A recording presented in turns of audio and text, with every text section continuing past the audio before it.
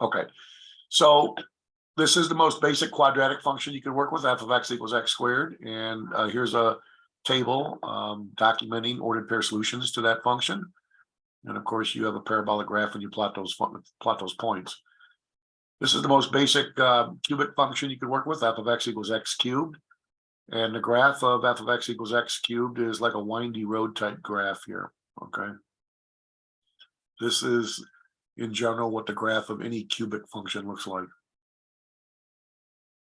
And notice here's a table of ordered pair solutions to that third degree function there. This is your basic, most basic square root function or radical function, f of x equals the square root of x. This graph in general looks like this. Notice it terminates to the left at 0, 0, the origin. You do not see any of this graph appearing in the second or third quadrant. Reason being is because the domain of a square root function must consist of only non-negative real numbers. You cannot take the square root of a negative number and generate a real number. For that reason, you don't see any of the graph appearing in the second or third quadrant. You also don't see it appearing in the fourth quadrant because it is understood that in front of this square root, there is a plus sign. So this is a positive square root of x. And because it's a positive, you're not going to see any part of this graph below the x-axis because that would indicate the y coordinate would have to be negative. This is the basic cube root function, f of x equals the cube root of x. And notice it is a windy road type graph only turned on its side. Notice this graph is very similar to the graph of the cubic function right above. Only it's laying down on its side. The reason why the shape looks the same, although it's been kind of like rotated, is that these functions are inverses of each other. The inverse of the cubic function is the cubed root function and vice versa. Okay. And so these graphs have to be symmetric with respect to the line y equals x, and that's why their shape looks the same. It's just that this one looks like it's rotated relative to this one.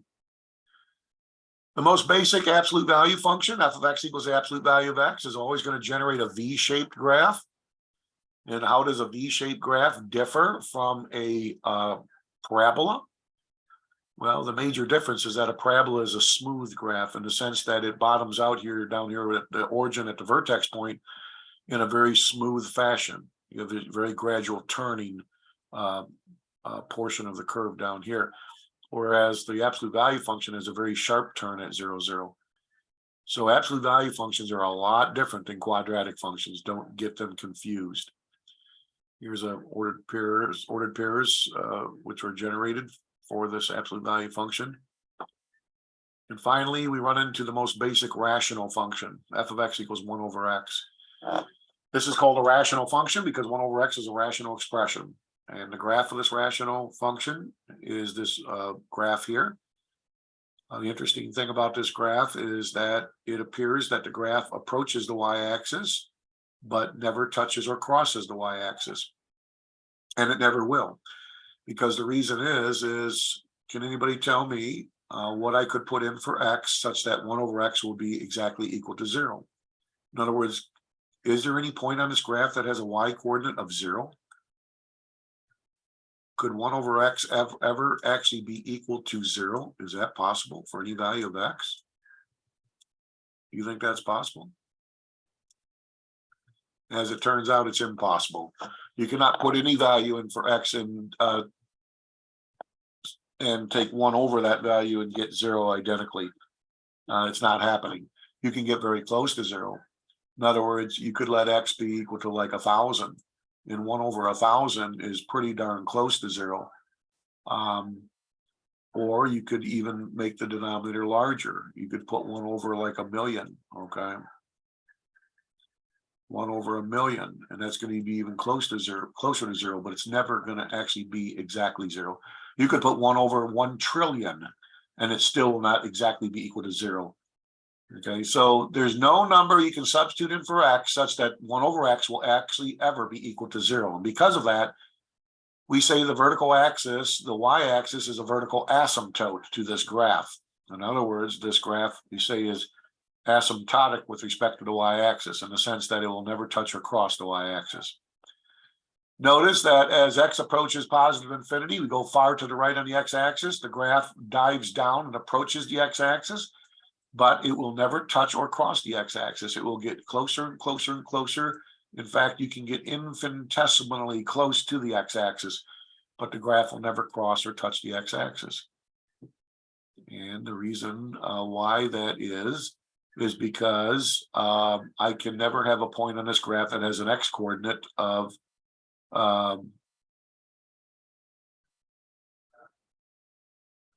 well, you know what? I said that wrong, ladies and gentlemen. As far as the reason why the y-axis is the vertical axis is because you cannot put 0 in for x. There is no point on the graph that has a 0x coordinate because f of 0 is undefined, correct? F of 0 is 1 over 0, but that is undefined. So that's why the graph does not touch the y-axis or cross it, okay? Because this is undefined. The reason why the graph approaches the x-axis is because it doesn't matter what you put in for x, no matter how large in a positive sense or how small in a negative sense, 1 over x will never be equal to 0. It'll get close to 0, but never actually attain an exact value of 0. For that reason, we say the x-axis is a horizontal asymptote to this graph, or the graph is asymptotic with respect to the x-axis. So these are the parent functions, ladies and gentlemen, that I would strongly recommend that you be familiar with as far as the graphs of these basic functions are concerned. Just make sure you know in general what the graph of the basic absolute value, rational function, radical, cube root function, cubic function, square root square or quadratic function, linear function. We like to call these parent functions here. Okay. Any questions about those there? All right, the reason why we need to warm up and understand what these basic graphs look like for the basic functions is because we're going to transform the basic parent functions to form new functions. And these transformations are going to cause the graph of the basic parent function to basically shift around in the XY plane. And we're going to start looking at transformations of the basic parent functions right now.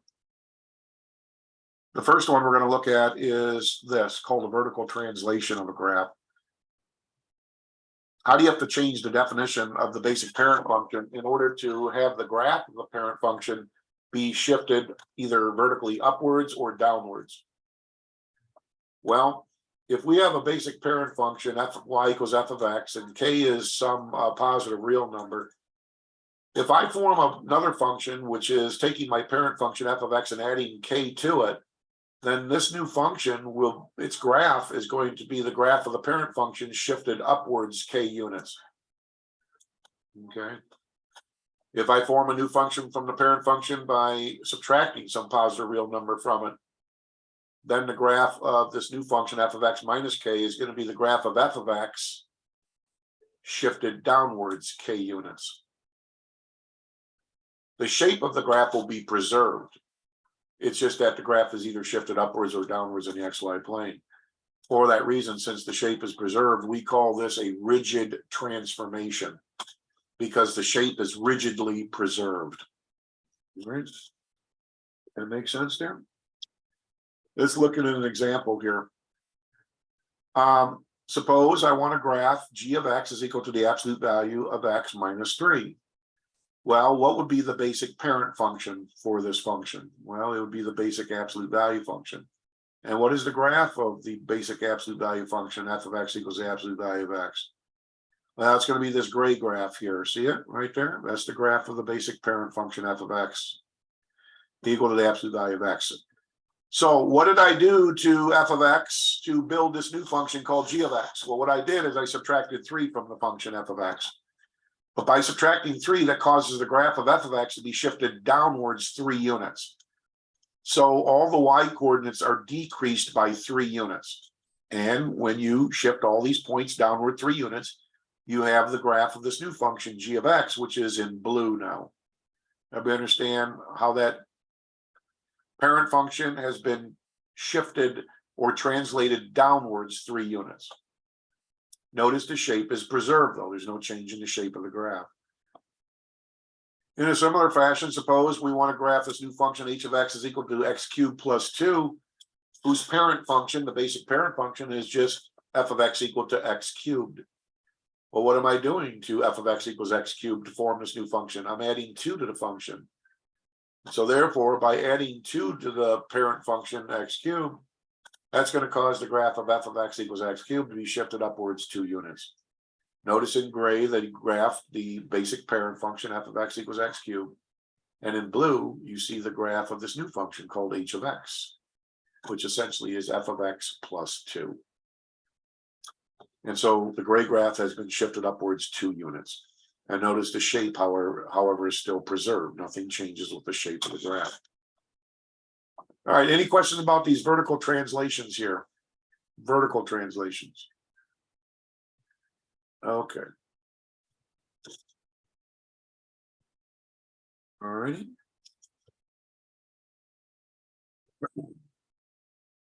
Here's some more examples in skill practice 1. They want you to sketch the graph of g of x is equal to the square root of x minus 2. Well, that's just going to be the basic square root of x function shifted downwards 2 units. So notice they graph the basic parent function y equals, or f of x equals the square root of x, which is right here. And the graph of g of x, which is the square root of x minus 2, is going to be this gray graph shifted downwards 2 units. And you can see the graph in blue down here. That's the graph of the new function called g of x. H of x is f of x plus 3, which means the gray graph is shifted upwards 3 units. And the red graph would represent the graph of the new function h of x. So here again, we have examples of vertical translations. Okay. Any questions about vertical translations here? All right, now, how about horizontal translations? How can we, cause a graph to be shifted to the right or left in the xy plane, rigidly speaking? Well, this is how. Suppose we have a basic parent function y equals f of x, and h is some positive real number. If I form a new function, ladies and gentlemen, called y is equal to the original parent function evaluated at x minus h, then the graph of this new function will be the graph of the parent function f of x shifted h units to the right, not the left, shifted to the right. I know that seems strange since we got x minus h as part of the argument of our new function, but paradoxically, the graph gets shifted to the right h units, not to the left. Okay. If you form a new function from the parent function called f of x plus h, where the argument going into the parent function now is x plus this positive real number h, then the graph of this new function will be the graph of the parent function shifted h units to the left. So an easy way to remember this is this way. Whatever the sign is for the number you're either adding or subtracting off from the argument of x, the graph gets shifted in the opposite direction. So if this is a minus sign, the graph gets shifted in the positive direction. If this is a plus sign, the graph gets shifted in the minus or negative direction. That's how you want to remember it. Okay. All right, so that's how you can induce horizontal translations into graphs of functions. Let's go up here and take a look at this example, example 2. They want us to sketch the graph of g of x is equal to x plus 3 squared. The basic parent function of which would be f of x is equal to x squared, your basic quadratic function. And that's graphed in gray here. It's just this parabola opening upwards, vertex at the origin. So how's the graph of g of x going to compare to the graph of f of x? Well, function g of x is really f evaluated at x plus 3, which is this new function called x plus 3 squared. And since we're adding 3 to the argument of x, this graph would be shifted 3 units to the left. So to graph g of x, we take our parent function's graph and shift it 3 units to the left. Every point gets shifted 3 units to the left. That means every x coordinate on the graph of the original parent function has its value decreased by 3. That means all these points are shifted 3 units left. All right. Okay, here's another example in skill practice 2, sketching the graph of g of x equal to the absolute value of x plus 2. The parent function of which is f of x equal to the absolute value of x, which is graphed in gray. So what happens to the graph if we evaluate our parent function at x plus 2? Well, the graph is going to be shifted 2 units to the left. So the graph gets shifted 2 units left. That's how you could cause horizontal translations to occur here. Okay. horizontal translations. So notice with vertical translations, as I've noticed the difference. Vertical translations, you're adding or subtracting some real number from the function. With horizontal translations, you're adding or subtracting some real number from not the function, but from the argument of the function. There's the difference. All right, now you can have, several of these transformations in a function, not just one. Suppose we have a function p of x, which is defined to be the square root of x minus 3 minus 2, and we want to sketch the graph of this function. Well, I have a question. What would be the basic parent function for this function? The basic parent function, it would be f of x equals what? Anybody? F of x equals what?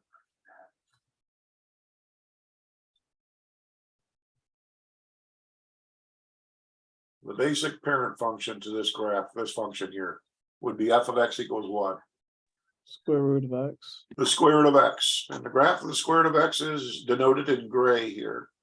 That's your most basic square root functions graph. How do we take that function and build it up to this more complicated function here? Well, there's two transformations that have occurred here. Number one,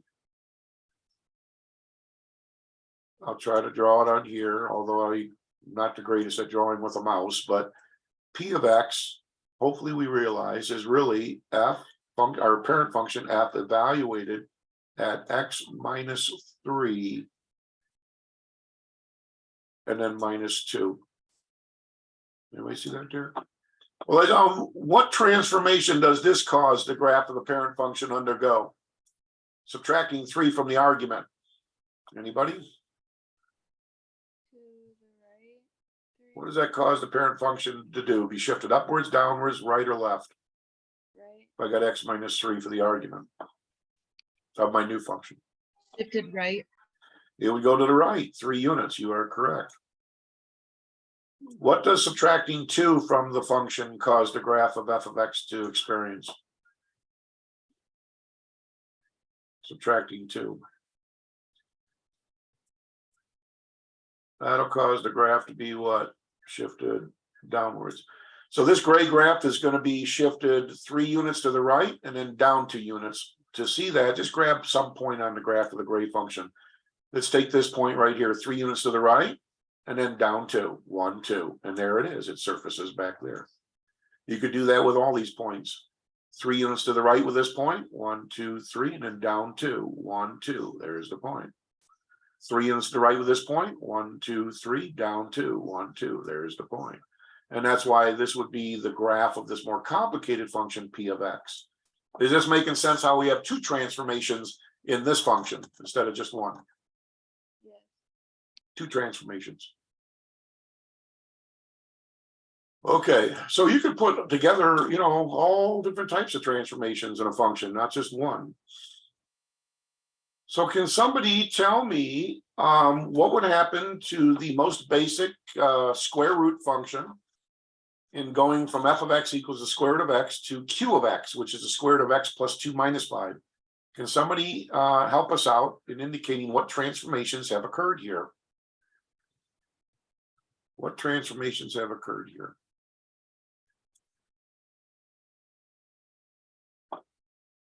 What does x plus 2 cause the parent graph to do? X plus 2. Go left.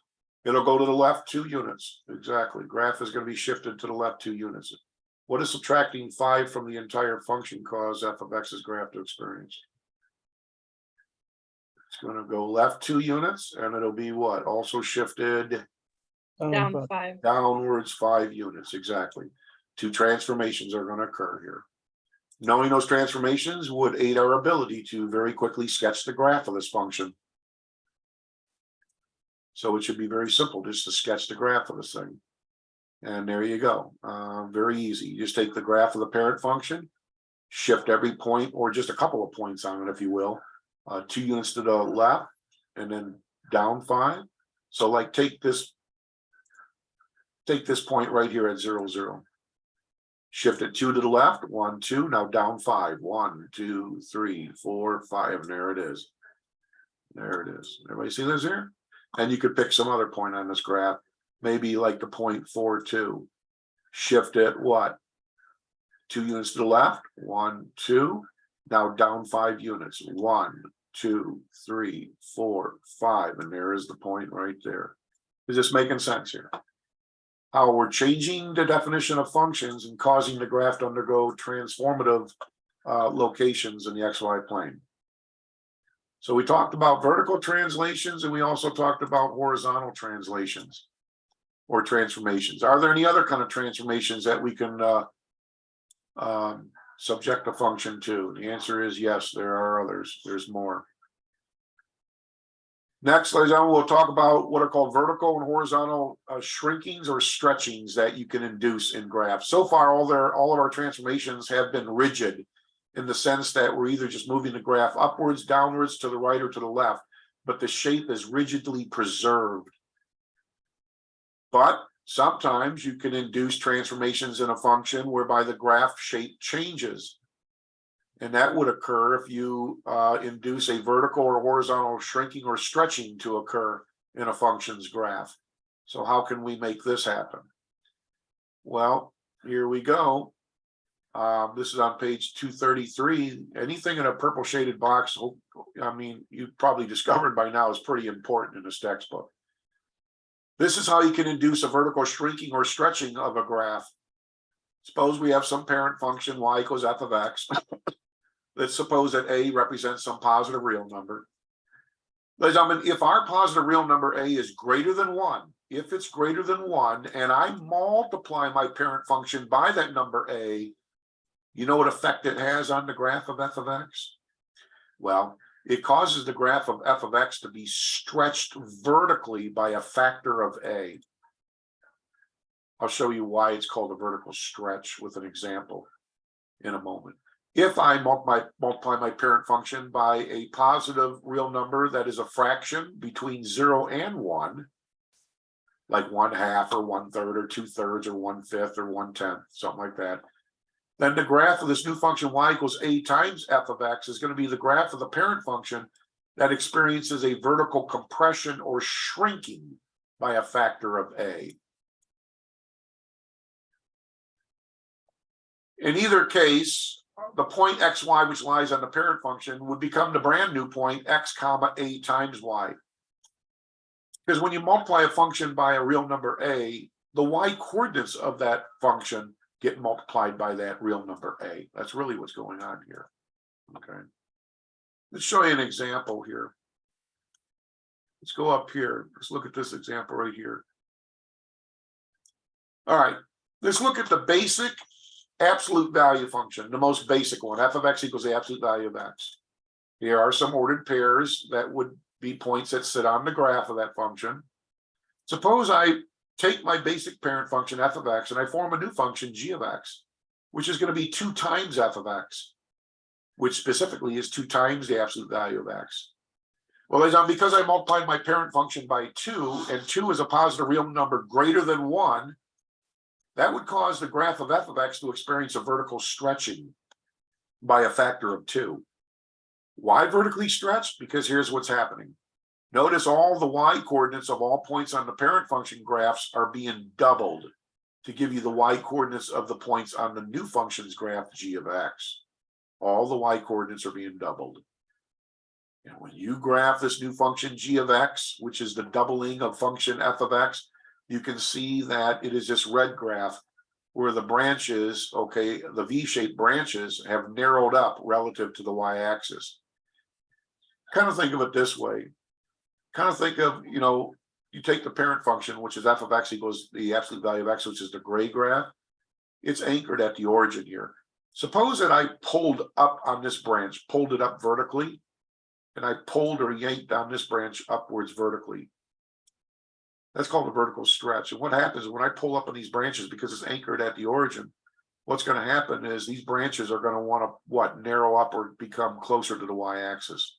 So we say the red graph represents a vertical stretching of the gray graph. Okay. In a similar fashion, if I formed a new function h of x, which is 1/2 times my parent function f of x, I get this new function 1/2 times the absolute value of x.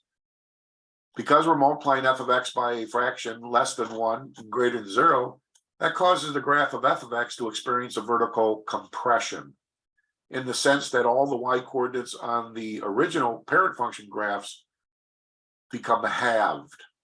So a y coordinate of 3 now becomes a y coordinate of 3/2 or 1/2. A y coordinate of 2 becomes a y coordinate of 1. 1 becomes a y coordinate of 1/2. 0 stays as 0. 1 becomes the y coordinate of 1/2. 2 becomes 1. 3 becomes 3/2. And if you plot these new points for the function h of x, you can see that the graph of h of x is this graph in blue. In that case, envision this. Envision taking that gray graph, and instead of pulling up on the branches, suppose that we push down on the branches. We push downwards. We're compressing the gray graph vertically by pushing down on these branches. Well, that causes the branches to what? Flare further away from the y-axis. It causes the graph to kind of like get squashed down vertically or become more horizontal in nature. That's called a vertical compression. And the blue graph represents the gray graph experiencing that vertical compression. Does that make sense with these examples here? What a vertical stretching is versus vertical compression? It's basically tweaking the y coordinates that causes that to occur, that phenomenon to occur. All right, ladies and gentlemen, we could also change the shape of a graph in another way, but I'll get to that in a second. Just look at this example. What's the graph of our basic quadratic function, f of x equals x squared? Well, it's going to be this graph in gray. That's the basic parent function. What would be the graph of g of x, which is going to be 3 times f of x, which is specifically 3x squared? Well, when you multiply the parent function by 3, because you're multiplying it by a number greater than 1, that's going to cause the graph of f of x to experience a vertical stretching by a factor of 3. Hence, the graph of g of x is going to be the red parabola that has been is really the vertical stretching of the gray graph. Notice the branches of the gray graph become more narrow in the red graph and get closer to the y-axis as we pulled up on the branches vertically. A vertical stretching has occurred. If, on the other hand, we multiply f of x by 1/3, because 1/3 is a fraction less than 1, that causes the graph of f of x to experience a vertical compression. That's like pushing down on the gray graph, and that widens out the branches further away from the y-axis to give you the blue parabola. Do we understand how vertical stretching and compressions are working here? All right, there's another way we can change the shape of a graph. It's called a horizontal stretching or compression or shrinking. Horizontal stretching or shrinking. To induce a horizontal change in the graph shape, if a is again a positive real number, ladies and gentlemen, if a is greater than 1, then the graph of f of x, which is the new function f of ax, notice we're multiplying the argument of the function by a, is going to be the graph of f of x that's been horizontally compressed or shrunk by a factor of 1/a. If we multiply the argument of the parent function by a real number a, such that that real number is a fraction between 0 and 1, like 1/2 or 2/3 or something like that, then the graph of f of x will experience a horizontal stretching by a factor of 1/a. In either case, any point on xy on the parent function becomes the new point, x divided by a, y on the new function, the transformed function. I want to point something out very important here. Horizontal stretching and compressions are exactly opposite of what vertical compressions and stretchings are. Notice how this works. If a is greater than 1 and I multiply the function by a, I get a vertical what? Stretching. But ladies and gentlemen, if a is greater than 1 and I multiply the argument of the function by a, I get a horizontal shrinking, just the opposite. If a is a fraction between 0 and 1 and I multiply the function by a, that causes a vertical shrinking to occur.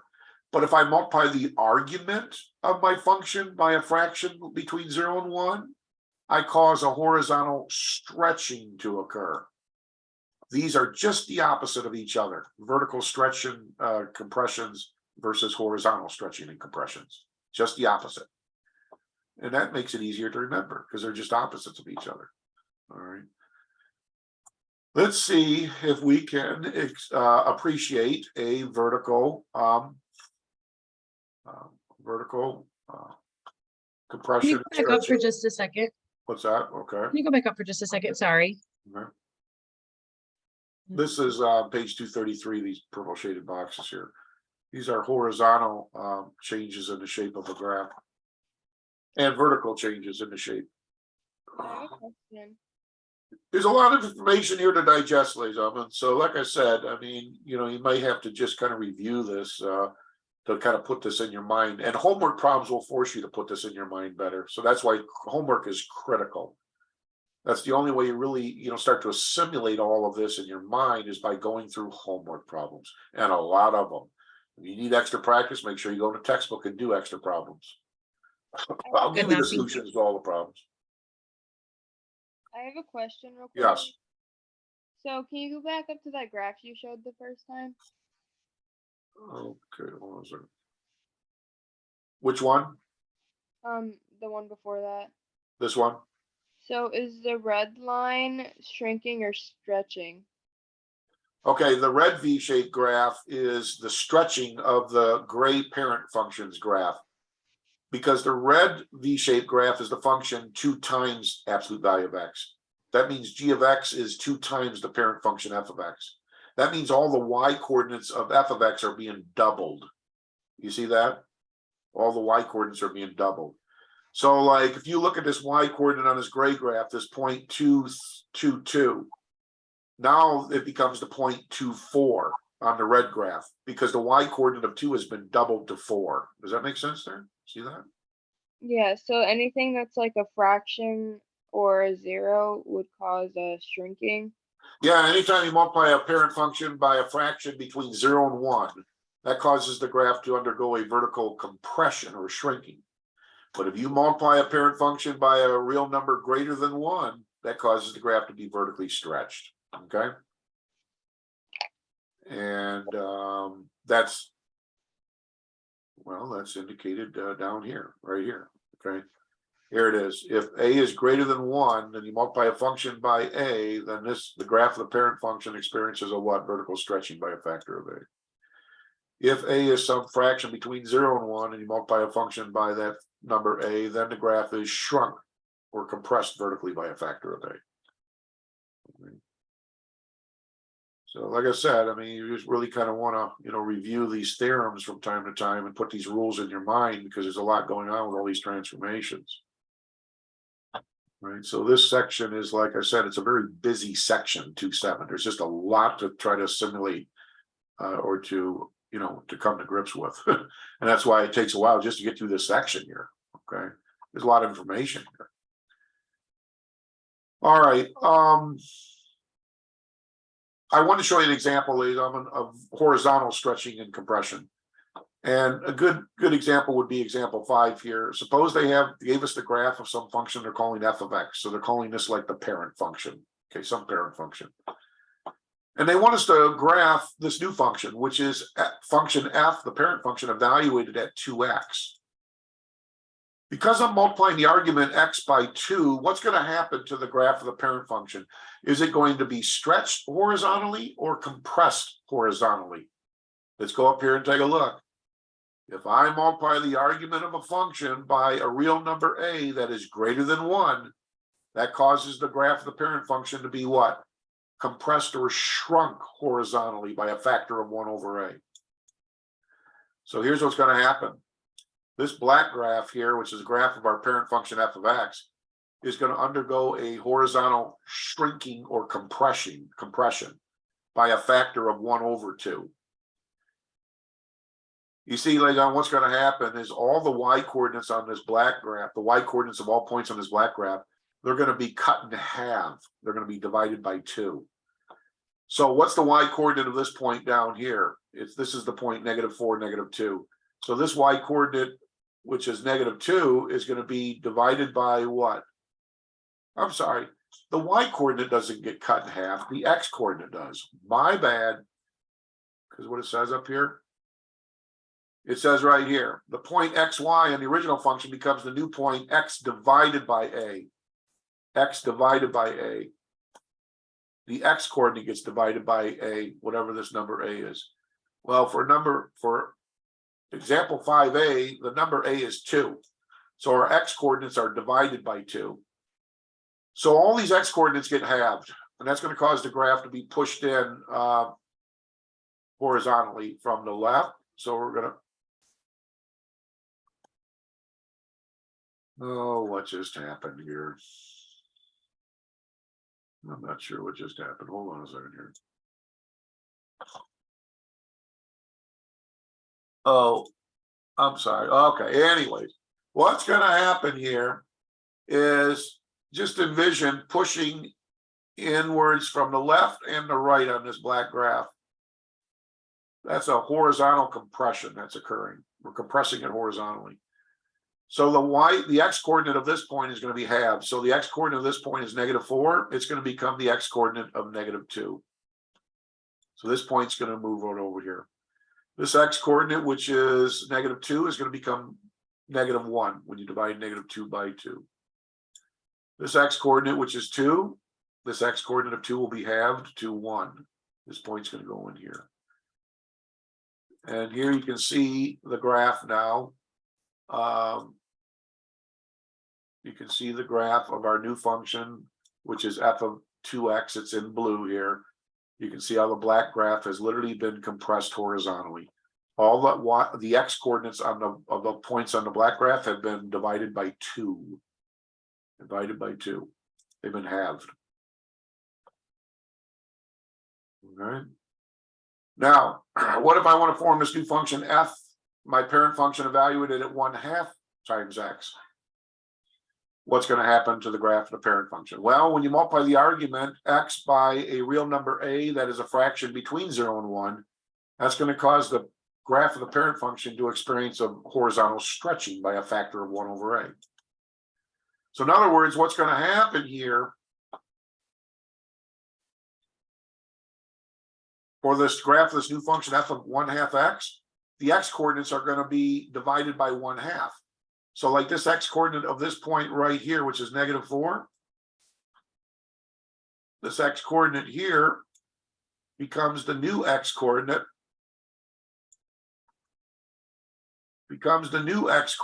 which is going to be -4 divided by 1/2. Not divided by 2, divided by 1/2. And -4 divided by 1/2 really becomes -4 times 2, so it becomes -8. So the x coordinate of this point, which is -4, will now become -8. This point's going to move way over here. This x coordinate of this point, which is -2, is going to be divided by 1/2, which is to say it's really multiplied by 2. It's going to become -4. So this x coordinate is going to go from being -2 to being -4. So this point's going to move over here. It's going to move over here.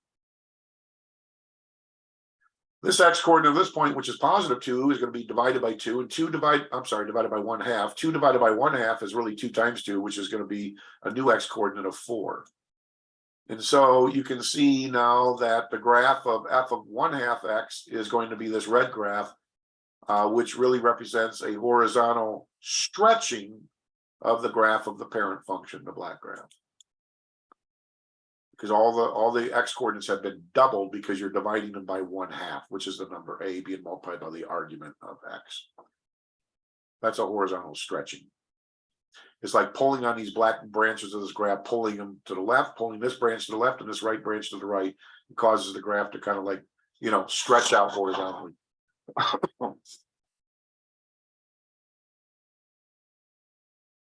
All right.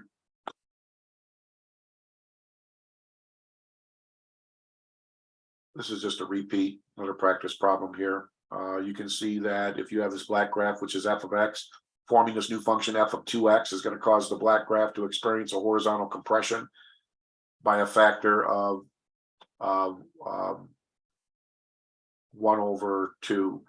In other words, you're going to be halving all of your x coordinates because all your x coordinates are going to be divided by 2. And that will result in this blue graph here. That's a horizontal compression. The graph of this new function 1/2 times x is going to have all the x coordinates be divided by 1/2, which means they're all going to be divided by 2. So all the x coordinates are going to be doubled. That's going to result in a horizontal stretching of the black graph, and that'll be the red graph here. Okay. There's only one other type of transformation I have to go over, ladies and gentlemen. They are called reflections about the x or the y axis. Okay. And how can we induce a reflection about an axis? Well, on page 235, you guessed it, in the purple shaded box, they show us what type of transformation must occur with the function's definition in order to cause the graph to be reflected. If I have a parent function f of x and I multiply the parent function by a -1, that causes the graph of f of x to be reflected about the x-axis. If I form a new function by taking the parent function and evaluating it by multiplying the argument x by -1, that causes the graph to be reflected about the y-axis.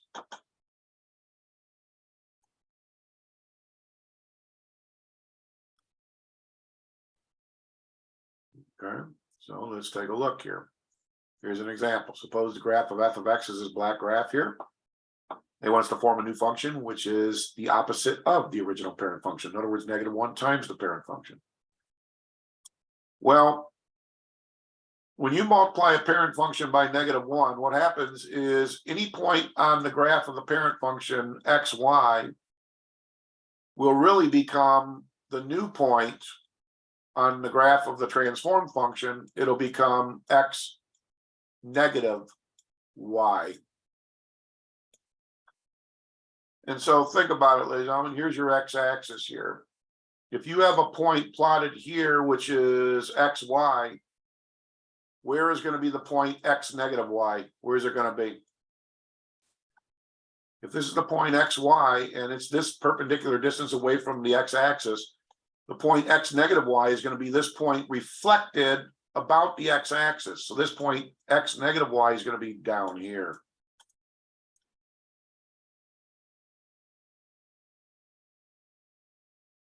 Negative y. And there you go. That's why when you multiply a function by -1, that causes the graph of the function to be reflected about the x-axis. You can think of the x-axis as being like a mirror. XY looks in the mirror and sees itself the same distance behind the mirror as it is in front of the mirror. That's called a reflection about the x-axis. So what would be the graph of negative f of x? Well, it's going to be this graph here. It's going to be this graph in blue. It's literally the black graph reflected over the x-axis. Why did the point 50 stay in the same location? Why did it not move? Anybody? Why does 50 remain as 50 on the reflected graph? Because the y is 0. That's right, because 50 is sitting on the mirror. It's sitting on the axis of reflection. It's sitting right on the x-axis. That's why when you reflect 50, it's still 50. Okay. If you reflect this point here, 0, -1, it becomes the new point 0, +1. If you reflect the point 3, 2 on the black graph, it becomes the new point 3, -2 on the blue graph down here. You reflect about the x-axis the point 4, 2 on the black graph, it becomes the point 4, -2 on the blue graph. Or think of it this way. Think of if this was a piece of paper, if you folded this graph about the x-axis, do you agree the black graph would mesh up perfectly with the blue graph? If you folded literally along the x-axis, your piece of paper, that's a reflection about the x-axis. How do you cause a reflection about the y-axis? Well, you multiply the argument of the function by -1, not the function being multiplied by -1. You multiply the argument by -1.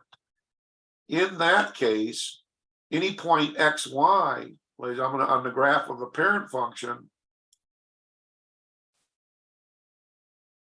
will become the new point on the transformed function as -x, y. So think about it. Here's your y-axis now. There's your y-axis. If I have a point over here, xy,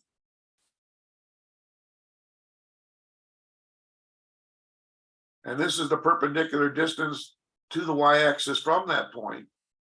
Do you agree the point negative xy is going to be a point on the other side of the y-axis equal distance away? This will be the point negative xy. In other words, the point xy literally got reflected about the y-axis. Everybody see that there? Got reflected about the y-axis. So if you form this new function f of negative x, this black graph is going to be reflected about the y-axis. And what's its graph going to look like then? Well, it's going to be this red graph here. It's literally, think of it as being like taking a piece of paper here and folding it about the y-axis. Every point in the black graph is going to fold over and mesh up perfectly with every point on the red graph over here. Why did the point 0, -1 remain the same on the reflected graph? Well, because 0, -1 lies on the axis of reflection, y, the y-axis. That's why it's still -1, 0, -1. But look at this point here, which is 3, 2 on the black graph. It will now become the reflected point -3, 2 on the red graph. The point 4, +2 on the black graph now becomes a reflected point -4, +2 on the red graph. The point 5, 0 on the black graph now becomes a reflected point -5, 0 on the red graph. And you can see how the graph literally has been flipped over about the y-axis or reflected about the y-axis. So are these reflections making sense here? Piece of pizza. So are these reflections making any sense, ladies and gentlemen? Yes. Okay. That's how you can induce a reflection about the x or the y-axis. Now, let's see if we can begin to put this together now, because we've learned a lot of different transformations up to this point. And all of this is probably swimming around in your mind just as probably as clear as mud right now. The only way this is all going to come together is through practice, okay? Through homework and everything. That's the only way it's ever going to happen. So please do enough practice till you finally get this all in your mind. Some of us may have to do more practice than other people, but you know who you are and how much practice you should be doing. So please do invest the time in that practice. Like I said, if you need to do extra practice in your textbook, do extra practice, okay? All right, this is critical now. On page 236, ladies and gentlemen, this table is worth its weight in gold, literally. This table summarizes everything we talked about in section 2.6. It has all the transformations that can occur to a function. I would become very familiar with this table, okay? It talks about our vertical translations, adding or subtracting a positive real number from a function. Horizontal translations, adding or subtracting a positive real number from the argument of a function. Vertical stretching and shrinking by multiplying your function by a real number a. Horizontal stretching or shrinking by multiplying the argument of the function by a real number a. And the reflections about the x or y axis by multiplying either the function by -1 or the argument of the function by -1. Notice there's an invaluable last column to this table that shows you how each point on the parent function graph should look on the transformed graph. For instance, if you shift your function upwards k units, your graph upwards k units, then the point xy on the parent graph will become the new point x comma y plus k on the transformed graph. That makes sense. You're adding k to the y coordinates by adding k to the function. By subtracting some real number k from the parent function, you're really subtracting k from all the y coordinates of all the points that lie on the parent function. So make sure you understand how the basic point on the parent function is being transformed to the new point on the parent function and how it relates to the various transformation. Okay. And of equal importance is a table right below this one. This is of critical importance, this last table in purple here. This, ladies and gentlemen, is like the order of operations, analogous to the order of operations in mathematics. It's kind of like the order in which we pursue multiple transformations that have been inflicted on a parent function. So the first thing we should always try to take care of are any horizontal translations. If the graph's been shifted right or left, always address those first. The second thing you want to address are any sort of horizontal or vertical stretching or shrinkings that have occurred. Then the next thing you want to pursue are any sort of reflections about the x or the y axis. Last but not least, you then want to pursue finally any vertical translations, has your graph been shifted upwards or downwards? So it's very important to follow this order here when you have multiple transformations. You always need to take it in this order. If you don't take it in this order, if you just do things all out of whack, then it's anybody's guess as to whether or not you're going to be able to graph the new function accurately. Okay, so try to follow this order here. You can maybe even attach an acronym to help you remember this or something. I don't know what it is. Maybe come up with something, you know, like for the order of operations, we have what? Please excuse my dear Aunt Sally. For this one, I don't know. Anybody think of one here real quickly? Who's a real witty-minded person out there? Because I am not. Who's got a really witty mind that can attach a novel acronym to this, a way of remembering this? Anybody? Lay it on me. HSRV. HSRV. Let's see. HSRV. Yeah, okay. H for horizontals, S for HS. S for what? Like stretches. Shrink. Stretching or something. R for reflections, V for verticals. Yeah. And if you want to even attach like words to that to help you even remember it better than instead of just letters, you know. But I don't know. I can't come up with something real cool on a whim here, ladies. Maybe you can, but I can't. So, but anyways, yeah. Horizontals first. Horizontal, vertical stretchings, compressions, reflections, and then vertical translations. So horizontal translations, stretchings, shrinkings, vertically horizontal, reflections, vertical translations. All right. Let's put it all together here. Look at this complicated function. Can anybody tell me what the basic parent function is for this very complicated function? What's the basic parent function? What would it be? What's the basic parent function that this one was built up from? Well, it's right here. It's your basic quadratic function, f of x equals x squared. And from that, they built up this more complicated quadratic function.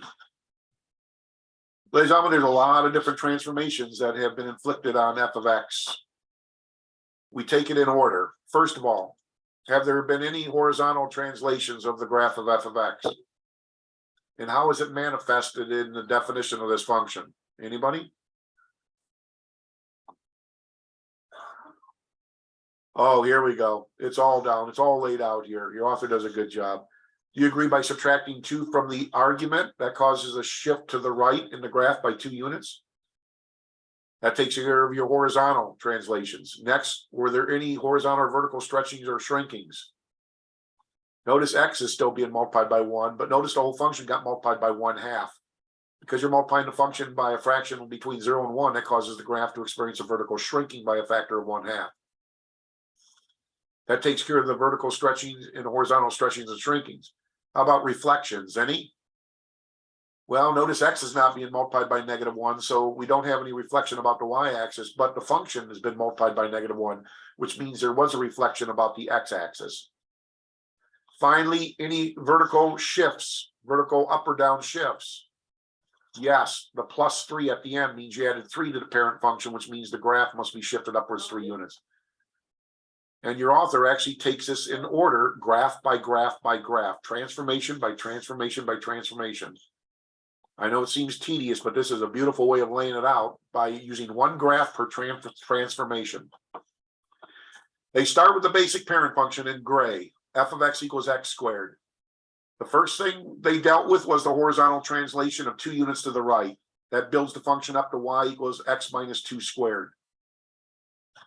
Then, ladies and gentlemen, they deal with any vertical or horizontal stretching or shrinking. Because the function was multiplied by 1/2, that causes the blue parabola to be squashed downwards vertically. We're like kind of pushing down on the blue graph, which causes the branches to flare out further away from its axis of symmetry. We get the red parabola. In other words, the y coordinates of all the points on the blue graph are being halved, being divided by 2. That's why the red parabola is more squashed down, if you were, compressed vertically downwards. Okay. Then they build the function up to this green function by reflecting the red parabola over the x-axis. That's accomplished by multiplying the previous function in blue by a -1 to build the function up to -1/2 times x. X minus 2 squared. That causes all the y coordinates of all the points on the red graph to take on the opposite sign. That causes the red graph to be flipped or reflected about the x-axis. Finally, they deal with the vertical translation by adding 3 to the previous function in green. They build it up to our function we're being asked to deal with. Y equals -1/2 times x minus 2 squared plus 3. And that causes the green graph then to finally be shifted upwards 3 units. And we got the final graph for our very complicated function in black here. And we're done. Does everybody understand what's happened? Step by step by step with the reflection, excuse me, the transformations in the order that was laid out by that table above. Do we understand what's going on here? Does any of this section make any sense here? I hope some of this is getting through, ladies and gentlemen, as to how when we change the definition of a function, we can induce transformations to occur in the graph of the parent function, the basic function. Okay. Now, you see this last problem here, n of x, this last function in this example? I want to show you what they did to f of x to build up to n of x. So, to build up to n of x, what they did is they took -1/2 times function f of x, evaluated x minus 2, and then they added 3, where f of x is equal to x squared. So let me go to my doc cam so you can see what just happened here. Everybody see this here? If f of x, the basic parent function is this, they built a new function called n of x, which is to say they took -1/2 times the parent function f of x, and they also evaluated the parent function f of x with the new argument of x minus 2, and then they added 3 to the function. That gives us this function n of x, which in particular is the function you see in that example. Do we understand what this is saying? This is showing us what happened to function f of x. This gives us the specific definition of our new function we created, n of x. Making sense here? In other words, f of x minus 2 means this x minus 2 becomes the input into x. X minus 2 takes the place of x in here. That's why it's inside of parentheses and it's squared. All right. Okay.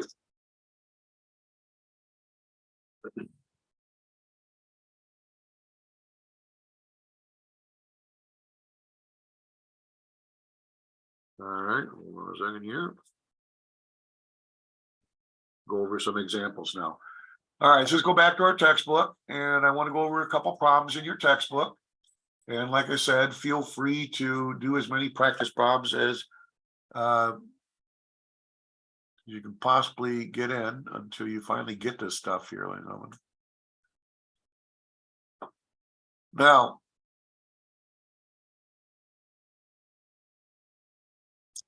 problem number 63, they give you a rather complicated quadratic function. And here's what I would like you to do, ladies and gentlemen. I want you to take a piece of paper, and you can call this classwork number 1. If you got a piece of graphing paper, that's even more power to you. But if you don't have graphing paper, don't worry about it. I just want you to sketch the graph of what this function is going to look like. Now, you don't need to, plot, start, put values in for x and crank out what y is. That's not the intention here. The intention is to make use of all the transformations we just talked about to take the basic parent function's graph and move it in a way so as to have the graph of this more complicated quadratic function. And by the way, what is the parent function? The basic parent function is your basic what? Quadratic function. Do you agree? It's your basic quadratic function here. So ladies and gentlemen, the first thing I want you to do is I want you to take the piece of paper, write this function down. I want you to indicate in the specific proper order all the transformations that have occurred to f of x. And then I want you to, implementing those transformations, I want you to sketch the graph of this function v of x. All right, go ahead and do that, and we'll check your results, okay? I'll give you some time to work on that.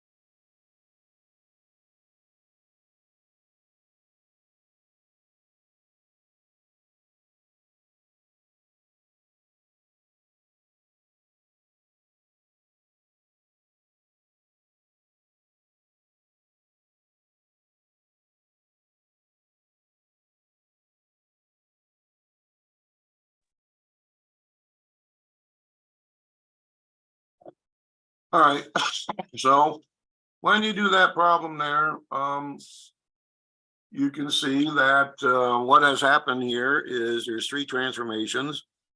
First, the parent function, which is f of x equals x squared, is going to be shifted 2 units to the left.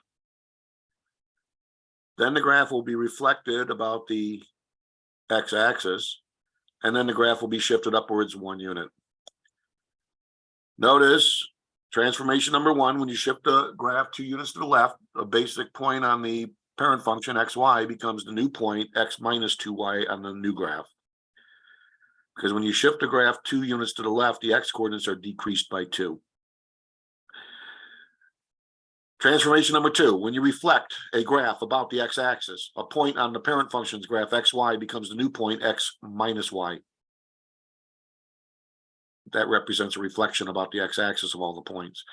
Finally, translating the graph upwards 1 unit causes the y-coordinate to be increased by 1. And when you do all that, you should get this graph right here. Okay, disregard this point right there, but did we all get that graph there? Yes. As the graph of the transform function? Yeah, looking good?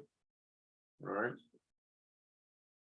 Okay, notice I did graph the parent function, which is this guy, f of x equals x squared. So you always start with the parent function, then you go from that. Okay, you go from the parent function up to the function you're being asked to deal with. And there may be several transformations that you're going to have to, consider in the order that is specified in that table I indicated in your textbook. Okay, so do take it in that order. Always look at horizontal translations first, then look at horizontal vertical stretching compressions, then look at reflections, and then the vertical translations in that order. All right, that's classwork 1. Okay. Ladies and gentlemen, I want to go down here. We're going to do maybe a couple of these orally here. Look at problem number 76. We'll just kind of do this as a class here. Problem number 76. Can anybody help us out in indicating, first of all, what would be our parent function for number 76? Are we talking about the absolute value function, a linear function, a rational function, a square root function, a cubic function? What's the parent function for this guy? 76. The most basic parent function for this function, what would it be? Quadratic. That's it. The parent function f of x would just be f of x equals x squared. That's it. And we know the graph of that is the basic parabola. It opens upwards, vertex at the origin. Now, can anybody tell me what kind of transformations have occurred in the proper order that we should be laying them down? First of all, what would be the first transformation we should consider? Move left 2. Yeah, x plus 2 indicates that we have a horizontal. I'll call this transformation number 1. That means the graph has moved to the left 2 units. Okay, good. That's one transformation. What's the next one? That was transformation number 1. What's the next one?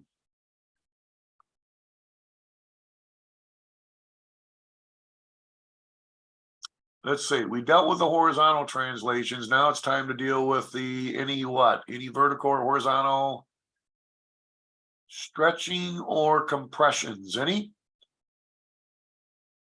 Notice x, the argument is still being multiplied by 1. So there's no horizontal compression or stretching that occurred, but we are multiplying the function by 1/3. Because you're multiplying the function by 1/3 here, that's going to cause the graph to undergo a vertical stretch or compression. What would be the case here? That would be a vertical compression, because all the y coordinates are being basically divided by 3. When you multiply a number by 1/3, you're basically dividing the number by 3. So that's a vertical compression. All right, what else? Any other transformations? I had a question real quick. What's that? Yeah. Yeah. How do you tell the difference between if it's going to be a vertical stretch or compression or whatever it was and a horizontal? Okay, horizontal stretch would have like the 1/3 inside the parentheses be multiplied by X. Okay, this 1/3 is outside of the parentheses here. And that's why it pertains to a vertical change in the shape as opposed to a horizontal change. If you had 1/3 inside the parentheses being multiplied by X, then that would be a vertical stretch by a factor of 1/1/3. Okay, or that would be a tripling of the X coordinates. That'd be a horizontal stretch then. Does that answer your question there? Yeah, would it look like parenthesis 1/3 X Mhm. 2 then? Yeah. What it would look like is, let's see if I can. So like if I had f of x is equal to x squared, that's my parent function, and it's supposed like g of x is equal to, I'll just make one up here. All right. So what if I go with like something like this? What is going to be my new function g of x here? If f of x is x squared, my new function g of x is going to be -5 times what? 1/3 x minus 2 squared plus 4. All right, just use this one here.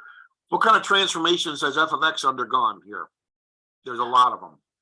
Number one, has this graph been shifted right or left? Any horizontal translations?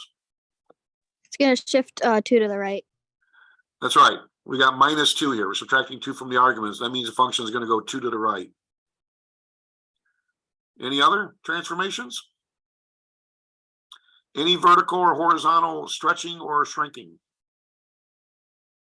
Now, because 1/3 is being multiplied by x right here, this causes our graph to experience a horizontal, not shrinking, not a compression, but a horizontal what? Right. Stretching. Yep, horizontal stretch by a factor of 1/1/3. That means all your x coordinates are being multiplied by 3 or tripling. Okay. Any other vertical or horizontal stretches or compressions? Anything else? Yeah, the 5. Yeah, we're multiplying the whole function by 5. That causes a vertical stretch. That's a vertical stretch by a factor of 5. All the y coordinates are being multiplied by 5. Okay. Anything else? Any other transformations? Anything else? You have to flip with the negative.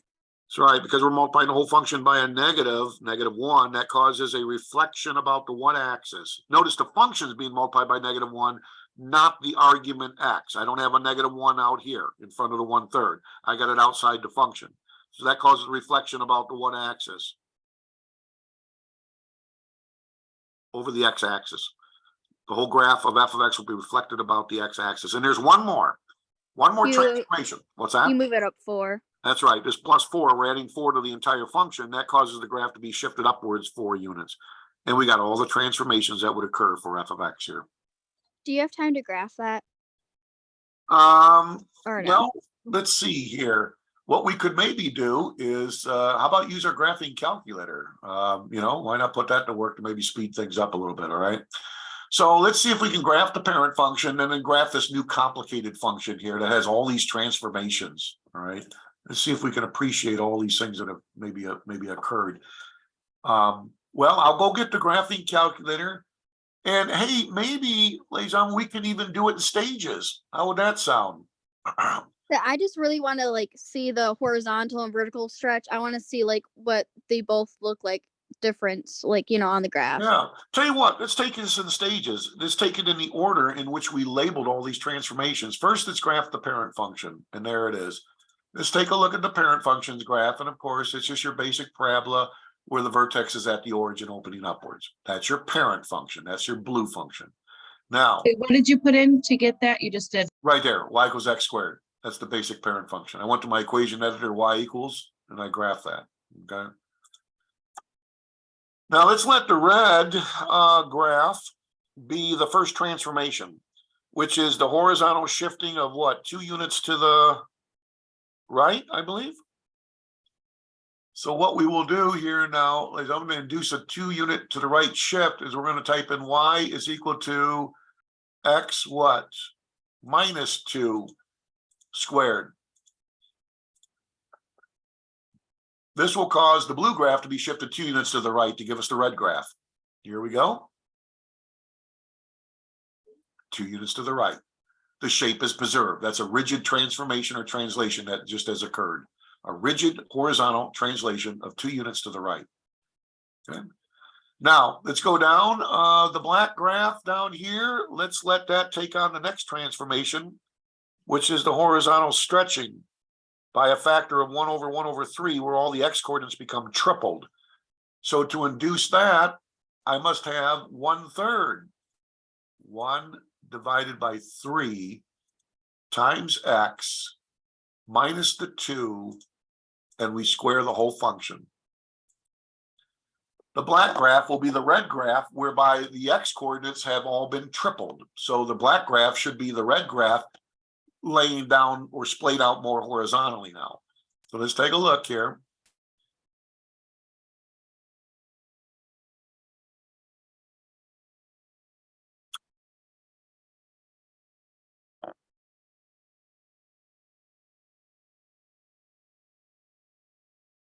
Okay.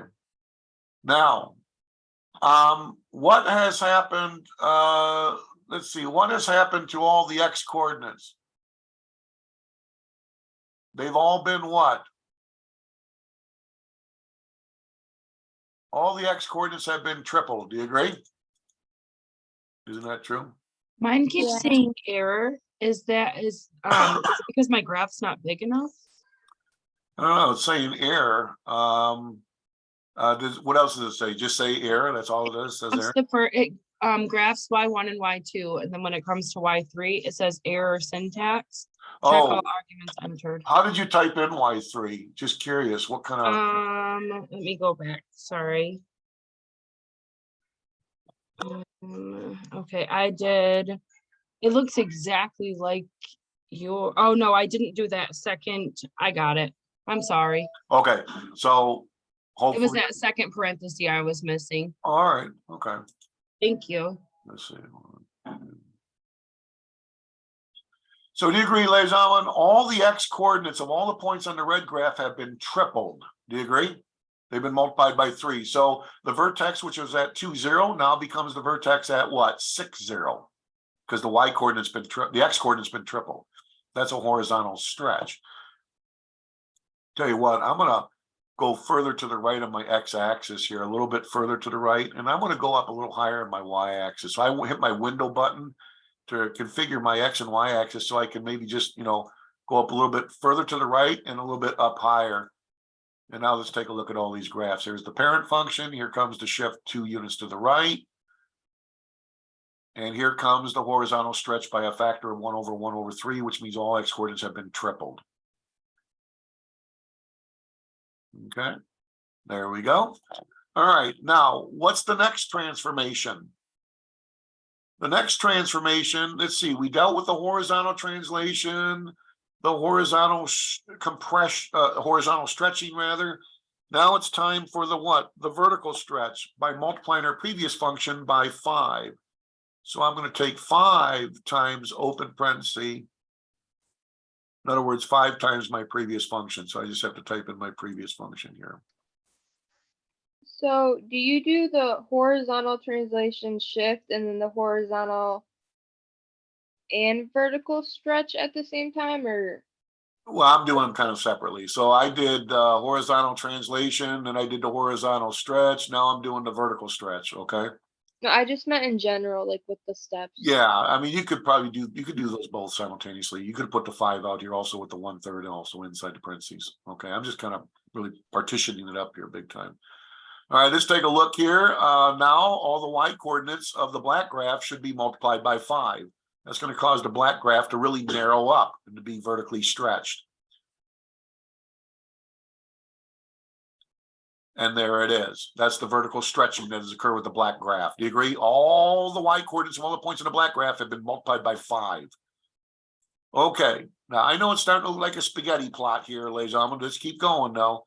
The next transformation is the reflection about the x-axis by putting a negative sign in front of the previous function we just plotted. So I will have a negative, and I got to type in this all over again. There is a quicker way, but I'm just going to go with this for now, because this is more obvious. All right, now let's take a look at the green graph. The green graph will be the magenta or the purple graph flipped about the x-axis. Let's take a look. And there it is. You see that? That's the purple graph reflected about the x-axis. We just have one more transformation to, impose on this parent function's graph here. And that is the vertical shifting of upwards 4 units. So we just have to take the previous function in green and add 4 to the function to cause the graph to go up 4 units. So vertical translations, oddly enough, you do take care of last. That's what your author in your textbook has indicated. So we got to follow along with that. If you take these out of order, it could get dicey. Okay, be careful. So our orange graph should be our green graph shifted upwards 4 units.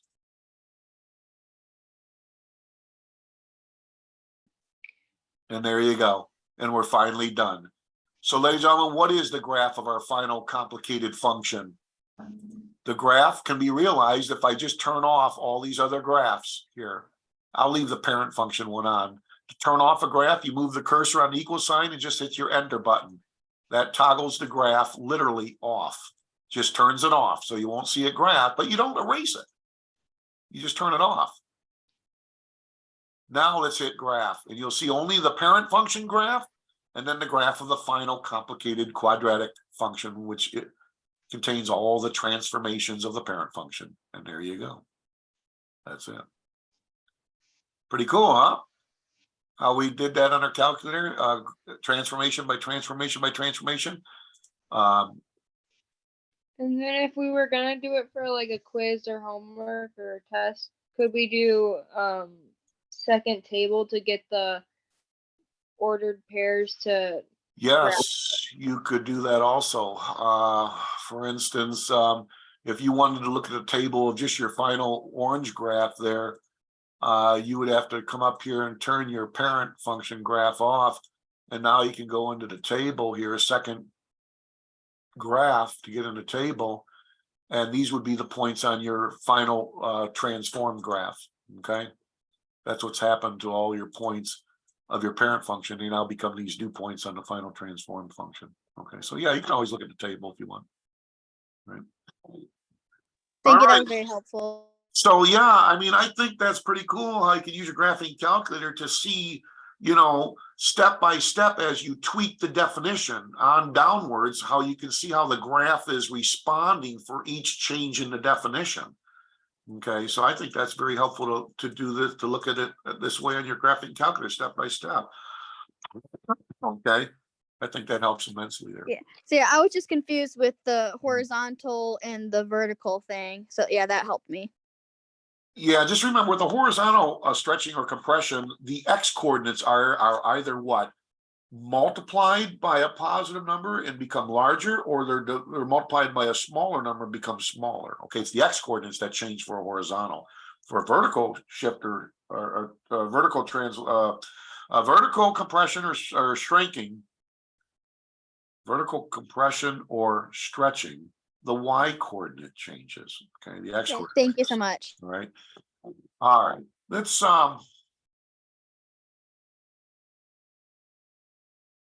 okay, this problem right here, number 81. This is a very typical problem you could see like on an exam. This is extremely typical. They give you the graph of a basic parent function, which is in blue here. It's f of x, okay? Then they want you to graph this new transformed function, which is 2 times the function f evaluated at x minus 2 minus 3. Can anybody tell me what type of transformations we must subject the blue graph to get the graph of this, new function here? What would be our transformations in the order we should take them? Do we have any horizontal shift? Horizontal translation? Yes, the graph has to go 2 units to the what? Right. to the right, 2 units right. So all these points, you'd have to shift 2 units to the right. Then, what else do we got? What's next? What does that 2 mean there? What happens to the graph?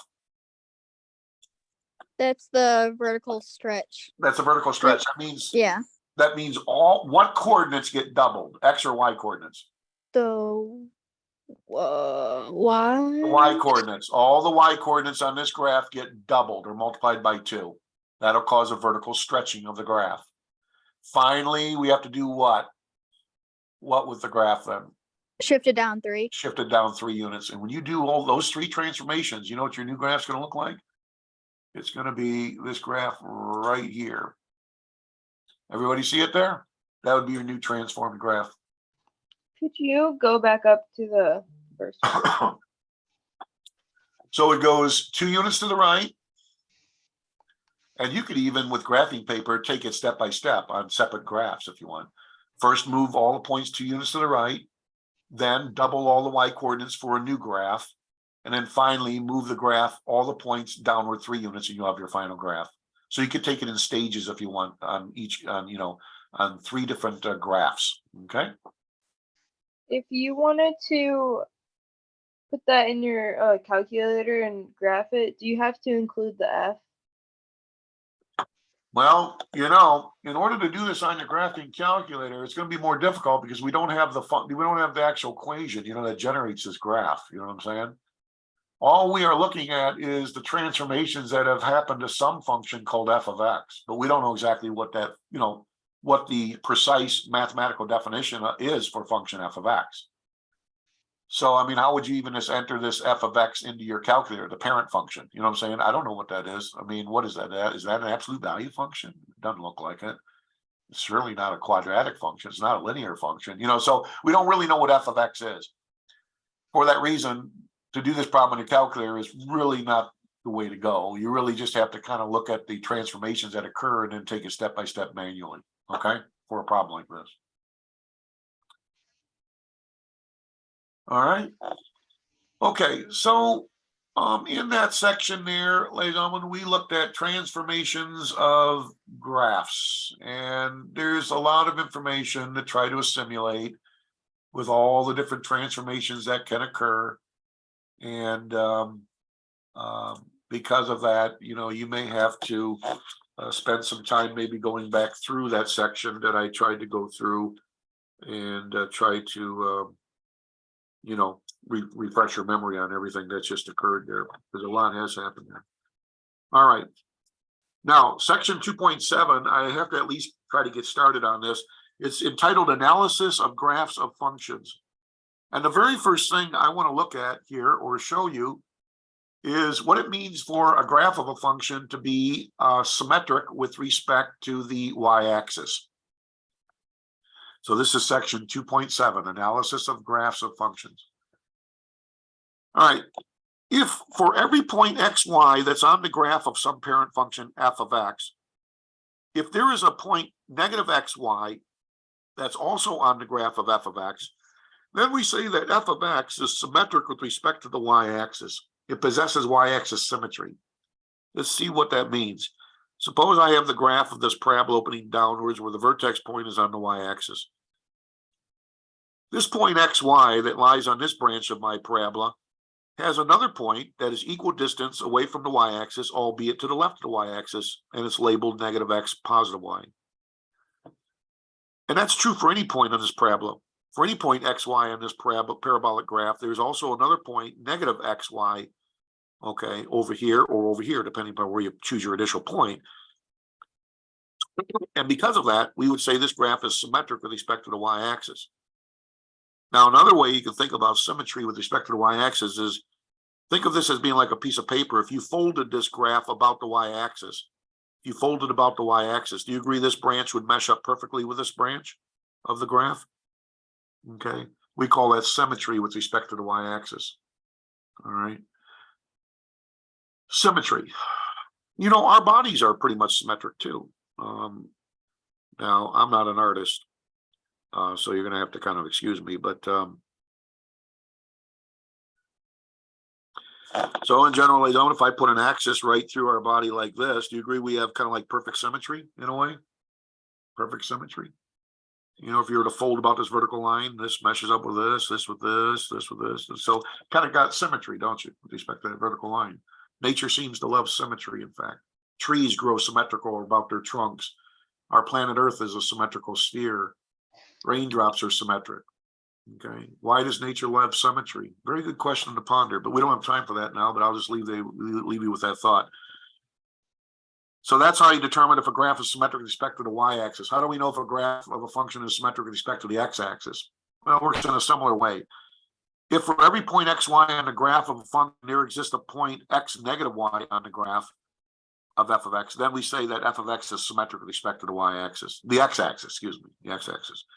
So if I choose any point xy on the graph of the function, if there exists another point x negative y also on the graph, and that's true for all points xy, then we say this graph is symmetric with respect to the x-axis.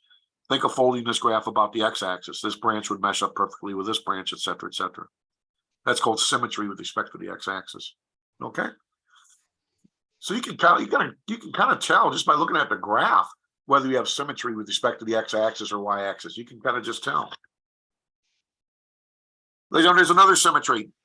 We say that a graph f of x, a graph of a function f of x is symmetric with respect to the origin if this is true. If for every point xy that lies on a graph there exists a point negative x negative y also on the graph, then we say the graph possesses origin symmetry. In other words, this is the graph of a cubic function, y equals x cubed. It's that windy road graph. Notice if I choose some point xy on the graph over here, this point is the same distance away from the origin from some other point on the graph over here, which has an ordered pair address of negative x and negative y in the third quadrant here. And that's true for any point. If for any point I choose on this graph xy, there exists another point. Like if I choose this point up here, to grab my ruler here, if I choose a point up here, there would be another point, what? Down here. If I draw a line through the origin, do you agree? There'd be another point down here. So if this point here is like 5, 3, then this point down here would have to be negative 5, negative 3, correct? Everybody see that there? So if for any point xy in this graph, there's a point negative x negative y in the graph also, then we say the graph is symmetric with respect to the origin.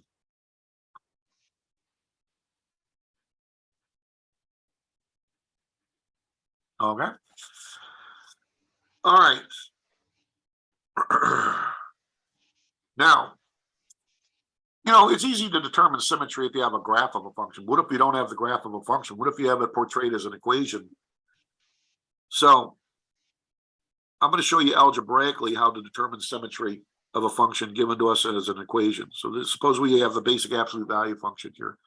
What kind of symmetry does the graph of this function possess? Well, to test for x-axis symmetry, this is what we do. What I do for test for x-axis symmetry is I replace y with negative y. So wherever I see y in this equation, I'm going to replace it with negative y. And now what I'm going to do is I'm going to simplify this equation and see if I can get back my original equation. If I can, then the graph is symmetric with respect to the x-axis. If I can't, then the graph is not symmetric with respect to the x-axis. Well, how can I get y back? Well, I would have to multiply or divide both sides of this equation by a negative 1. And if I do that, I'll get my y back, but I don't have the absolute value of x on the right side. I have y is equal to the negative of the absolute value of x. And because I cannot get back my original equation after simplifying this, after having replaced y with negative y, ladies and gentlemen, we say that this graph does not possess x-axis symmetry. There is no x-axis symmetry. No x-axis symmetry because I could not get back my original equation after simplifying, after having replaced y with negative y. That's how you test for x-axis symmetry algebraically. How do we test for y-axis symmetry?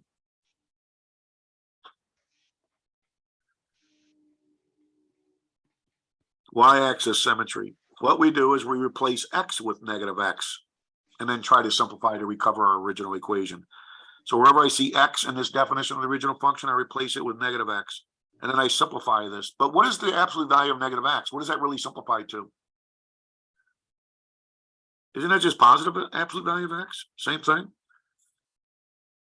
And so therefore, you know what? I do get back my original equation. And so, ladies and gentlemen, the answer to this question is yes, this graph does possess y-axis symmetry. It is symmetric with respect to the y-axis. Again, because I replaced x with negative x, I simplified and was able to get back my original equation. That indicates there is y-axis symmetry. Finally, how do we test for origin symmetry? To test for origin symmetry, given an equation of a function, all you got to do is this: replace x with negative x and replace y with negative y, and then simplify and see if you can recover your original equation. If you can, it is origin symmetric. If you can't, it's not origin symmetric. So I'm going to replace in my original equation y with negative y, x with negative x, and I'm going to simplify. And let's try that out. Now I'll try to simplify this and try to get back my original equation. If I multiply both, well, first of all, I know the absolute value of negative x is as good as saying the absolute value of positive x. That I do know. But if I try to get back y by either dividing or multiplying both sides by -1, I cannot get back my original equation. So since I cannot get back my original equation, we would say no, there is no origin symmetry here. None.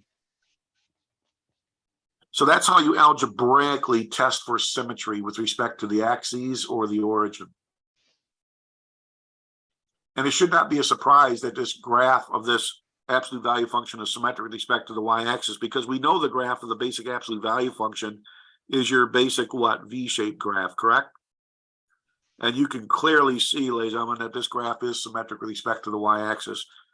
Well, I did a very poor job in graphing this, but for any point you choose on the graph xy, there does exist another point, negative xy, that also lies on the graph. That's to say that this graph is symmetric with respect to the y-axis. Okay. And we confirm that by going through this. All right, one last thing. How do we determine if a function is an odd or an even function?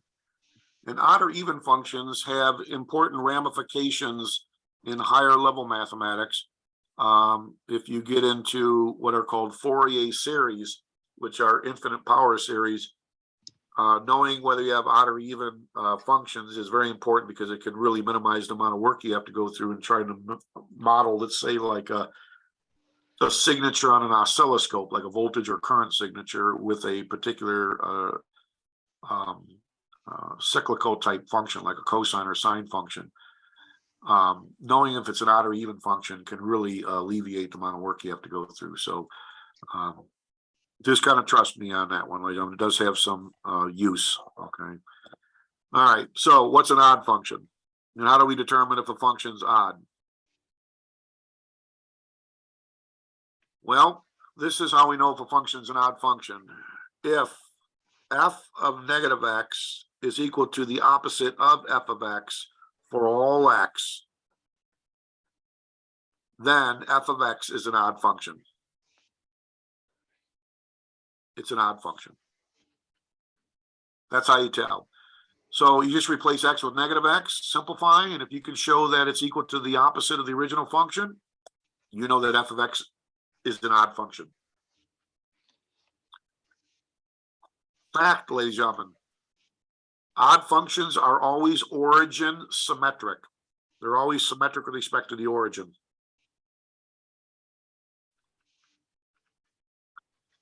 Even function. What's an even function?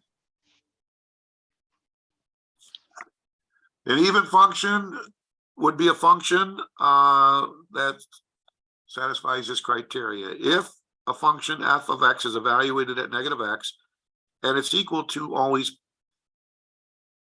just f of x for all x, then your function is even. Anybody ever take any trigonometry? The sine function is an odd function in trigonometry. The cosine function is an even function. Okay. All right. There's a well-known fact, ladies and gentlemen, whenever you have an even function, even functions are always, okay, they're always symmetric with respect to the y-axis. So they always possess y-axis symmetry. Y-axis symmetry or y-axis symmetric. Okay.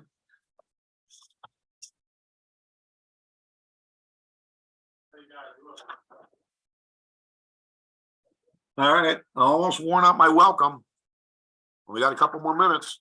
I think I might be able to just squeeze these last problems in here. All right, let's look at this function here, f of x, which is equal to negative 2x to the fourth plus 5 times the absolute value of x. Is this function odd? Is it even? Let's find out. All right, all we gotta do is replace x with negative x. So let's evaluate the function at negative x. That means wherever I see x in the definition, I have to replace it with negative x. Here. And here. And now I'm going to simplify this and see what I can get out of it.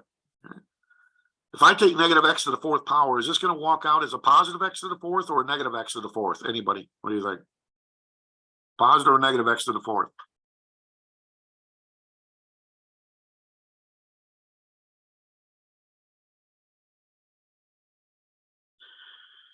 Well, when you raise a negative and even power, you're going to get a positive. So it's going to be negative 2x to the fourth. The absolute value of negative x is as good as the absolute value of positive x. But ladies and gentlemen, what have I just shown here? Do you agree I've gotten back my original function here, f of x? Isn't this my original function? So therefore, we say f of x is what? It's an even function. Even function. And so it would have to be symmetric with respect to the what? The y-axis. Y-axis symmetric. That's y-axis symmetric. It's an even function. All right, let's try another one here. How about g of x, which is equal to 4x cubed minus x? Is this odd or even, this function? Well, let's find out. Put in negative x for x everywhere.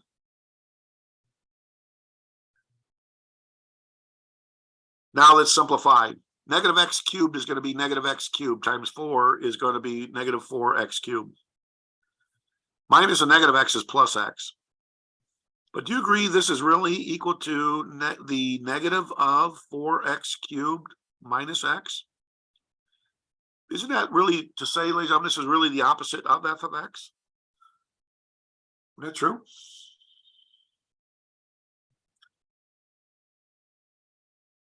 The opposite of g of x, excuse me. This is function g of x, not f of x. Okay. So therefore, g of x is what? It's odd. It's an odd function.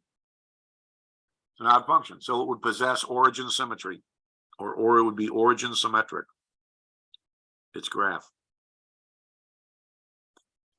You can confirm all this geometrically using your graphing calculator. If you come up here and graph this function on your graphing calculator, convince yourself that it is symmetric with respect to the y-axis. You want to see that really quickly? Let's graph that real quickly on our calculator here. Math has to be consistent. If it isn't, I quit. Now, I got a whole bunch of garbage to clear out here.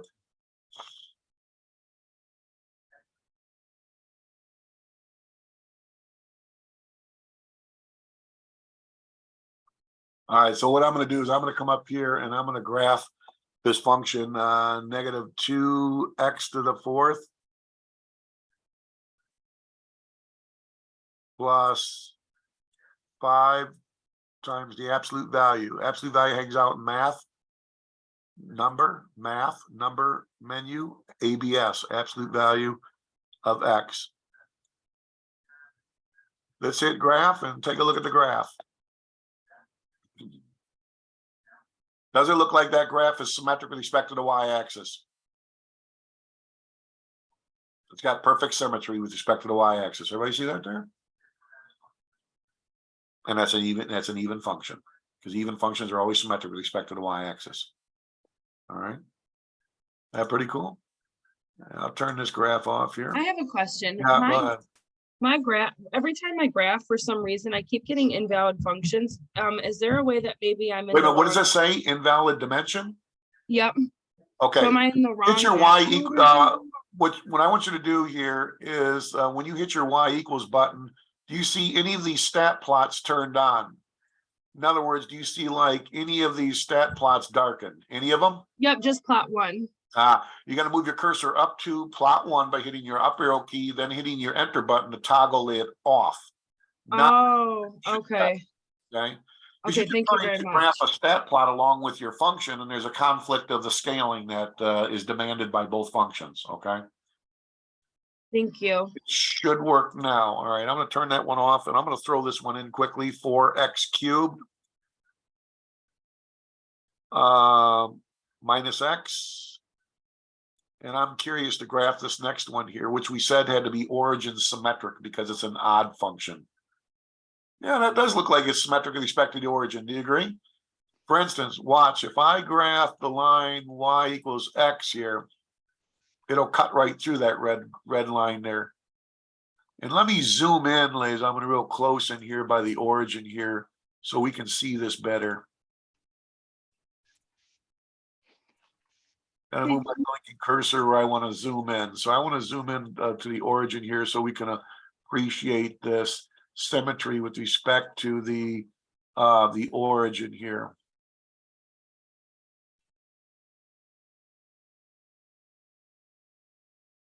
Do you agree? Perfect symmetry with respect to the origin. You got a point right here, xy. For every point xy on the graph, you must have another point. That's what? Negative x, negative y over here. See the origin symmetry taking place here? All right. Show us what it looks like for the x-axis symmetry in the calculator when you graph it. Oh, for the x-axis symmetry? Okay. You know what function would, it's not even a function because it doesn't pass the vertical line test. But here's a relation that you would have to graph. X is equal to y squared. This would be symmetric with respect to the x-axis here. Okay, now how are you going to type that in? Well, we got to solve for y here. So you got y squared is equal to x. So you'd have to take the square root of both sides of this equation here. Keeping in mind you take the plus or minus square root of x. So y is equal to either the positive square root of x or y is equal to the negative square root of x. Now, so we would have to type in those two different definitions on our calculator here. And so if you go to like y equals here, and clear out any stuff here. So if you type in the positive square root of x here, and then the negative square root of x here, and then you graph that, you will have graphed x equals y squared, which is going to be a parabola opening to the right. And you can see that it does possess what? X-axis symmetry. Do you agree? Because for any point xy on the blue graph, there exists a point x negative y on the what? Red graph right down here. That's x-axis symmetric. All right. Well, Yeah. I worn out my time, ladies and gentlemen. I'm all done. That's as far as I can get in 2.7. I will decide as to how I'm going to finish 2.7. If I want to post a video to finish that section, I'll let you know if I do that, or I'll just finish it next time. Okay. Well, you have a great weekend. Have a safe weekend, and I will update the Alex stuff and also update the videos. Okay, the lecture videos. All right. So if there's any questions, I'll hang on the line for a couple minutes. Otherwise, have a great weekend. Can you go back to how you that paper, like y equals y a second? Can you put that on the screen again? Was it on the calculator? No, you just wrote it out on Oh, okay. Yeah, I know what you're talking about here. Okay, yeah, right here. Okay. Yeah, if we wanted to graph this on our calculator, I mean, unfortunately, we got to solve for y. So we're gonna have to take the square root of both sides, and then you're gonna have to type this in for like y1 and type this in for y2 on your graphing calculator. And y1 will be the upper branch of the parabola that opens to the right. Y2 is going to be the lower branch because it's the negative y coordinates, correct? So that's going to be down in the fourth quadrant down here. So you have x-axis symmetry here, okay? For every point xy on the graph, there exists a point x negative y on the graph. That's called y-axis symmetry, the graph possesses that feature.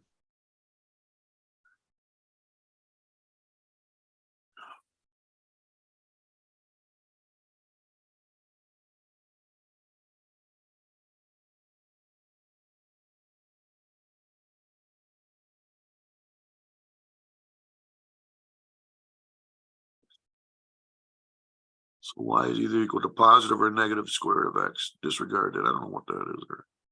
Okay.